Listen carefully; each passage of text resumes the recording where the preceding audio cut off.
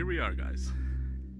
Fortunately, my internet was like a piece of crap, so it's like I can't stream it, but I can record it.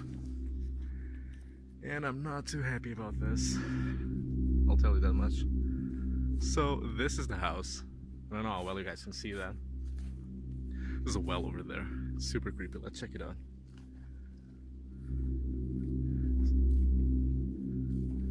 So I'll tell you guys the story of this house like afterwards, and I'm not scared shitless. Yeah, just a bunch of trash. Anyway, let's just get right into it.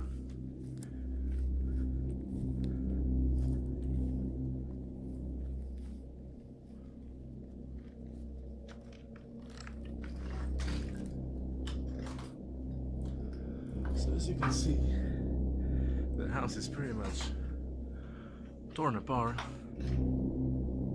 By now, it's really old. I hope raccoons don't live in here. Hello? No, nothing. This is not even the main part of the house. Just like a cellar of sorts. This is like a really old house. So this is the main attraction. And I think it's cleared out by now. I hope there's not like or anything around here. I don't know if you guys can see anything. Actually, you guys can see pretty well. I was planning on doing this a lot earlier while it was spookier, but the fog cleared out. Now it's just very creepy. And yes, I have a flashlight because I'm not. I have a flashlight for you because I thought it would be a lot darker than what it actually is. And now that I think about it, it's actually not that creepy. It's a big chimney. I swear, when I checked this house like years ago when I was a kid, there used to be bats living here and shit. But now it appears like it's like completely just broken down and empty. Just a bunch of trash everywhere. Yeah, a lot of overgrowth. Let's go around. So as you can see, this house is like in the middle of nowhere.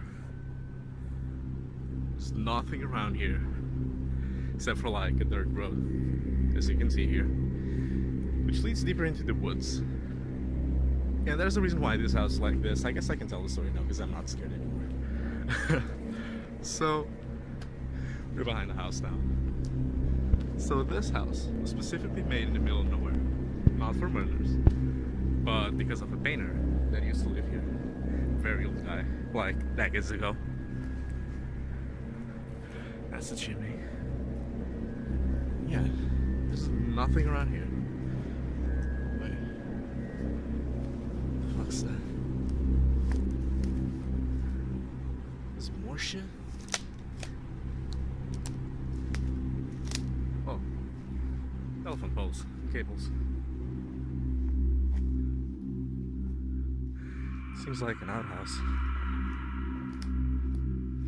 My feet are wet. Yeah, just trash.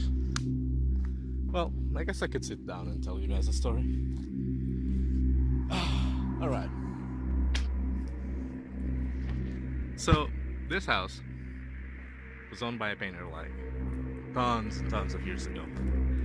And the story around it is like very popular around here. Is that he was a very lonely person and he used to paint his paintings on like the middle houses you could see. And he was like very lonely. He didn't talk to like anyone. That's why he chose like to live here in reclusion and shit. And there was one day where he met like a girl, right?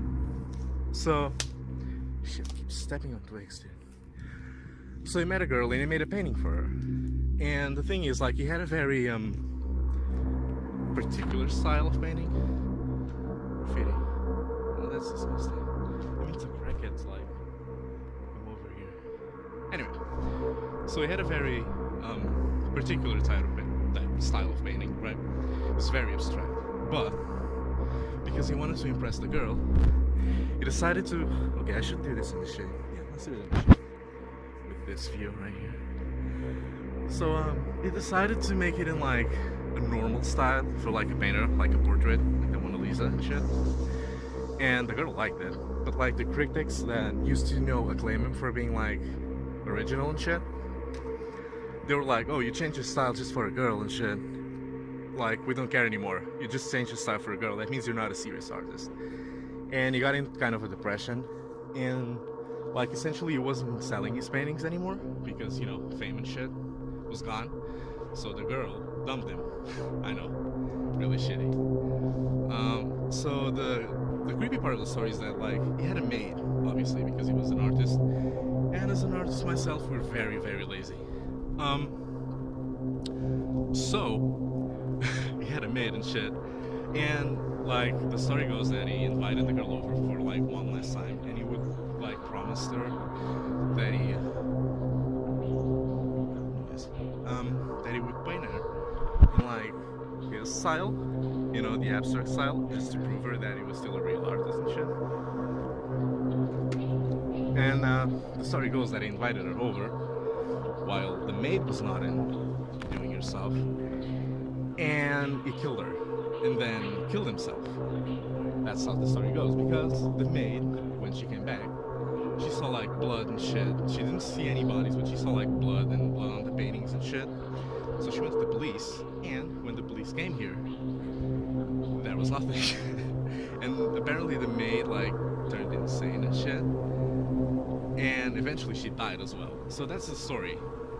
And like years ago, people used to come here because there was like a stain like under the chimney. That's why I checked there. That's no longer there, obviously, because it's been years.